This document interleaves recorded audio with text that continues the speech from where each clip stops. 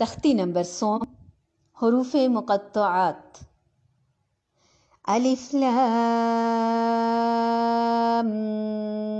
میم الف لام میم صاد الف لام را الف لام میم را۔ آپ نے نوٹ کیا ہوگا کہ ان حروف کو کیسے اور کیوں پڑھ رہے ہیں۔ تھوڑی سی مزید وضاحت کر دیتی ہوں تاکہ اچھی طرح سمجھ آ جائے۔ آپ نے دیکھا کہ الف تو الف ہے، جیسے ہم نے پہلی تختی میں پڑھا تھا کہ الف صرف حروف مقطعات میں پڑھا جاتا ہے، یہ وہی الف ہے۔ آگے لام کے اوپر مد ہے، میم کے اوپر مد ہے اور میم کے اوپر شد بھی ہے۔ طا، را، ہا کچھ حروف ہیں جن کے اوپر کھڑی زبر ہے۔ اس کی کیا وجہ ہے؟ پہلی تختی میں ہم نے پڑھا تھا کچھ 2 حرفی حروف ہیں جن کو کم لمبا کرنا ہے، کچھ 6 حرفی حروف ہیں جن کو زیادہ لمبا کرنا ہے۔ وہ تمام حروف جن پر مد ہے اس تختی میں، وہ تمام 6 حرفی حروف ہیں، ان کو زیادہ لمبا کرنا ہے۔ جن کے اوپر کھڑی زبر ہے وہ 2 حرفی حروف ہیں، ان کو کم لمبا کرنا ہے۔ اور جن کے اوپر شد ہے وہ حروف 2 بار استعمال ہوئے ہیں، اس لیے ان کے اوپر شد ہے۔ کیسے؟ جیسے پہلے لفظ کو ہم دیکھتے ہیں الف لام میم کو۔ لام کتنے حروف پر مبنی ہے؟ 3۔ کون کون سے؟ لام، الف اور میم۔ اسی طرح میم کے اوپر بھی مد ہے، 3 حروف پر مبنی یہ حرف ہے۔ کون سے 3 حروف؟ میم، یا اور میم۔ اب ان دونوں کو اگر ہم جوڑیں، لام کے آخر میں کیا آیا؟ میم۔ میم کے شروع میں کیا آیا؟ میم۔ دونوں میم کو جمع کیا تو میم مشدد بن گیا۔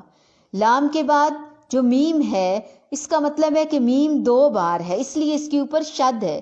جب بھی نون مشدد ہو یا میم مشدد ہو تو ان پہ غنہ کیا جاتا ہے، آواز کو ناک میں لے جا کر تھوڑی دیر ٹھہرا کر غنغنی آواز میں ادا کیا جاتا ہے۔ اسی کلیے کے تحت ہم پریکٹس کریں گے ان حروف کی۔ امید ہے کہ آپ کو سمجھ آ گئی ہوگی۔ الف لام میم الف لام میم صاد الف لام را الف لام میم را کاف ہا یا عین صاد طه طاسیم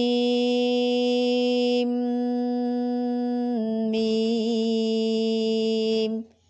یہاں پہ آپ نے دیکھا کہ سین، یا اور نون، اگلے لفظ کا حرف اگر الگ الگ کریں تو میم، یا اور میم۔ نون میم میں جب مرج ہوگا تو ادغام ود غنہ ہو جائے گا اور وہاں پہ بھی ہم غنہ کریں گے۔ پیچھے جب میم 2 بار آیا ہے، 3 بار آیا ہے تو ہر بار میم 2 بار تھا، اس لیے میم مشدد تھا۔ یہاں پر تو ایک نون ہے اور ایک میم ہے نا، اور میم پر شد ڈلی ہوئی ہے، مینس کہ یہاں بھی غنہ کرنا ہے، ادغام ہو رہا ہے، نون کی آواز میم میں مرج ہو جائے گی۔ سمجھ آ گئی ہے؟ اب ہم نے یوں نہیں پڑھنا طاسین میم، ایسے نہیں پڑھنا، طاسیم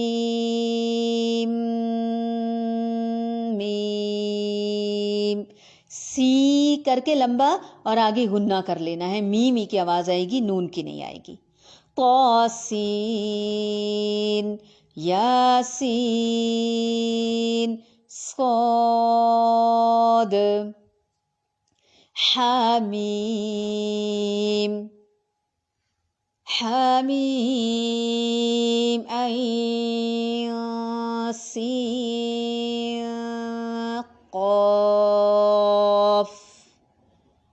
لمبے لفظ کو ادا کرنے کے لیے سانس کو پہلے جمع کر لیں، لمبا سانس روک لیں اور پھر مکمل انشاءاللہ لفظ ادا ہو جائے گا ایک ہی سانس میں، سانس ٹوٹے گا نہیں۔ اب یہاں آپ نے محسوس کیا ہوگا کاف، ہا یا عین اور صاد پہ بھی میں نے وہ رول اپلائی کیا ہے۔ ہا میم کے بعد عین آخری حرف نون ساکن ہے، آگے سین شروع ہو رہا ہے۔ اسی طرح سین کا آخری حرف نون ساکن ہے، آگے قوف شروع ہو رہا ہے۔ یہاں پہ اخفاء حقیقی ہو رہا ہے اور ہم نے ایسے ہی کیا اس کی ادائیگی میں۔ یہ اخفاء کیا ہے، یہ ادغام کیا ہے، یہ انشاءاللہ آپ کو کمنگ لیسنز میں پتہ چلے گا۔ آپ ایز اٹ از یہاں پر ادائیگی کی کوشش کیجیے۔ حامیم عین سین قاف قاف نون